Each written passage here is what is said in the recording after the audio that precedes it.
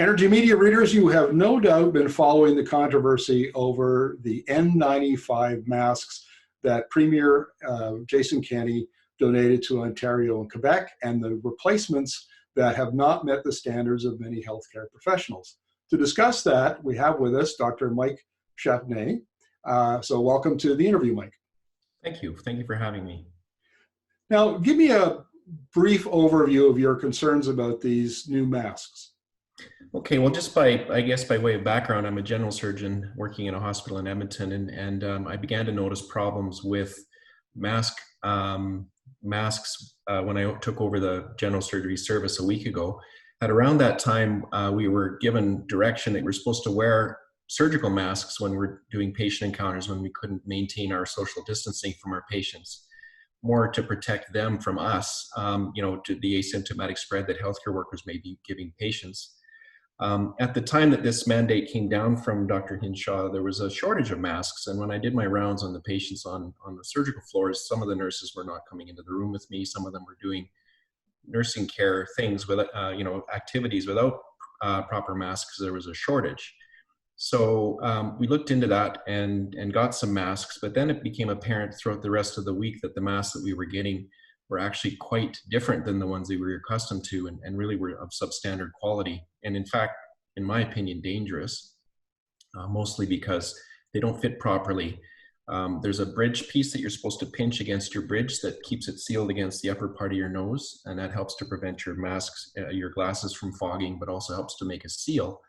And because of the substandard quality, the mask pinch doesn't stay in its proper shape, and the mask becomes loose and slips down your face. So as you're talking to the patients, the mask will slip down over your nose. So you're constantly having to readjust the mask up into a proper position, which obviously defeats the purpose of the masks. You're supposed to keep your hands away from your face, and the more you touch your face, the more risk you have, to yourself as well. Great. Now, I talked to another doctor who said that it was like he also couldn't breathe through those masks. It was like holding a piece of paper up to his nostrils and his mouth, and that was problematic, I guess. Yeah, there's that. Plus, they give off a foul kind of a petroleum odor to them, and I've never had experience myself, but there's been reports of people getting skin reactions and things from them as well. So they're certainly not of the quality that we're used to. Yeah, it sounds like the Alberta government gave away the good masks that are made in Edmonton, and imported substandard Chinese masks. Now, I understand that there are two standards here, the KN95, which is a Chinese standard, and then there's the N95 that we're all familiar with here in Canada, and those masks were being made in Edmonton. Can you explain the difference? Actually, the N95s are made by 3M. Most of them are made in the United States using actually pulp that's made in British Columbia, so Canadian supplies to make them. N95 masks are extremely important masks for healthcare workers that are participating in what are called aerosol generating medical procedures, or AGMPs, and that's things like airway manipulation in critically ill patients, surgeries where patients are ventilated who might become disconnected from the ventilatory equipment and that sort of thing. And what it does is it helps to prevent aerosolized particles from entering your lungs. And so for the most part, COVID-19 is not aerosolized. It's more droplet and spray from people that cough or sneeze. But when you're doing these risky medical procedures, you have to be able to protect yourself from aerosolized virus. And N95s do that. And the way they do that is that the material is designed to filter these particles out. And so when we're all fitted for these N95 masks, we undergo this labor-intensive and complicated procedure where they put a hood over your head and they spray this really foul-tasting material into the hood with the mask on, and you breathe through the mask for a while. And if you can taste the bitter, foul-tasting stuff, then the mask isn't forming a proper seal and isn't filtering properly. So we have to try different sizes on to make sure that the size fits your face.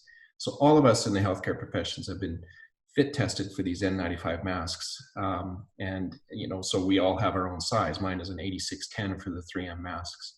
Now the problem is with a new manufacturer, the NK95 masks that are coming from China, the fit testing, the concern I would have is, and I haven't seen these masks, but is the fit the same?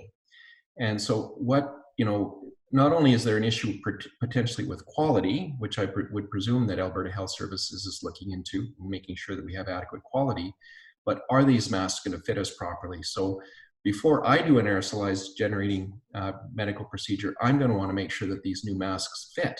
And in order to do that, me and hundreds of other and potentially thousands of other people will have to be refit tested for these new masks. And whether this can be done or not in the time that we have left with the N95s that we have left with, literally 750,000 of them given away, is obviously a major concern. And what are the potential consequences for both healthcare professionals like yourself and nurses and so on, and for the patients?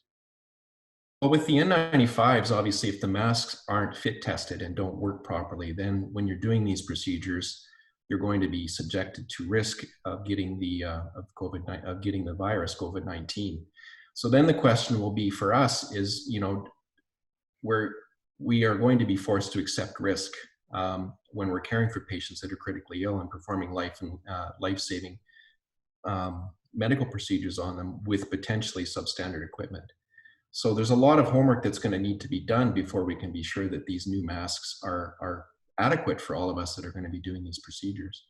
Now, I gather that you tweeted about this a couple times, and I gather that you've had a fair amount of feedback from other healthcare professionals who from their experience, it's been the same kind of thing. I've talked to a doctor or two, and they've said the same thing.